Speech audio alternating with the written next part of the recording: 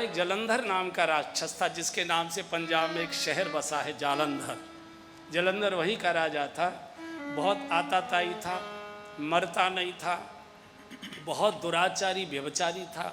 मरता इसलिए नहीं था कि इसकी जो पत्नी थी सती वृंदा, वो बड़ी पतिव्रता थी। उसके पातिव्रत के तेज के कारण से ये मारा नहीं जा सकता था। भगवान ने सोचा कि जब तक सती का सतीत्व सुरक्षित रहेगा तब तक जालंधर सुरक्षित रहेगा, और जब तक जालंधर सुरक्षित रहेगा तब तक सृष्टि के किसी भी स्त्री के पातिव्रत को सुरक्षित नहीं रहने देगा, सबको भंग करेगा, भ्रष्ट करेगा। इसलिए भगवान ने स्वयं ये अपराध जैसा कार्य किया कि धोखे से जलंधर का वेश बनाकर सती वृंदा के साथ उन्होंने व्यवहार किया, उसके पातिव्रत को भंग किया और फिर जलंधर की मृत्यु होती है। यहाँ भगवान पर यह आक्षेप आया है कि भगवान तो सतीत्व की रक्षा के लिए अवतार लेते हैं, भगवान ही जब सतीत्व को नष्ट करेंगे तो रक्षा कौन करेगा। देखिए, भगवान कोई कार्य धर्म के और शास्त्र के विपरीत नहीं करते। हम धर्म और शास्त्र की परिभाषाएं ऊपर ऊपर जानते, उनके भीतर की आत्मा और मर्म को नहीं जानते। भगवान जो कुछ भी करते हैं वो पूर्ण धर्म होता है, पूर्ण शास्त्र होता है। रामो विग्रहवान धर्म है साधु सत्य पराक्रम है। भगवान श्री राम, भगवान श्री कृष्ण, भगवान शिव, ये तो साक्षात धर्म है। इनको धर्म करना नहीं पड़ता, ये तो साक्षात धर्म है। इनकी हर क्रिया धर्म होती है। भगवान जानते हैं कि अगर हाथ गल रहा है तो चिकित्सक पूरे शरीर की रक्षा के लिए हाथ को काट देता है। डॉक्टर को कोई अधर्मी नहीं कहता किसी ने हाथ काट दिया।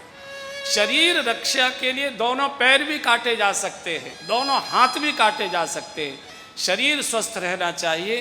भगवान जानते हैं कि सतीत्व सुरक्षित रहना चाहिए। एक स्त्री के सतीत्व को भंग करने से अगर समस्त सतीत्व सुरक्षित रहते हैं तो एक का दोष मैं ले लेता हूँ, सृष्टि का सतीत्व सुरक्षित रहना चाहिए। ये तो हो गई शास्त्र की परिभाषा। लेकिन भगवान ने धीरे से मुजफ्फरनगर के लोगों को ये संदेश भिजवा दिया कि मेरी नकल नहीं करना। मेरा जैसा सर्वसमर्थ जरा सी छोटी सी भूल कर बैठा तो जीवन भर मुझे पत्थर बनना पड़ा। भगवान सालग्राम बने उस शाप के कारण से। सती वृंदा को जब अनुभव आ गया कि ये मेरे पति नहीं हो सकते, सती थी वो, समझ गई वो, पत्नी अपने पति के शरीर को पहचानती है, तो उसने श्राप दे दिया, प्रभु ये पाप जाओ, आपकी बुद्धि पत्थर पड़ गए। कहते हैं ना, बच्चा जब कोई गलत कर देता तेरी बुद्धि पर पत्थर पड़ गए थे क्या? भगवान आप पत्थर बनोगे और जैसे आप मेरे शरीर पर आए हो मैं हमेशा आपके सिर पर रहूंगी।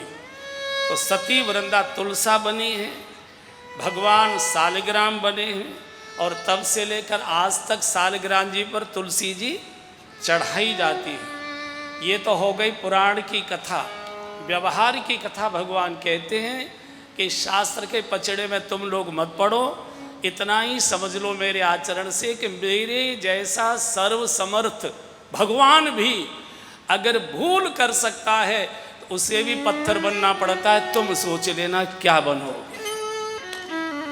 ये कथाएं हमको शिक्षित करने के लिए हैं। ये कथाएं हमारे जीवन का मार्जन करने के लिए होती है, केवल मनोरंजन के लिए नहीं होती है। मन के मैल को धोने के लिए होती है।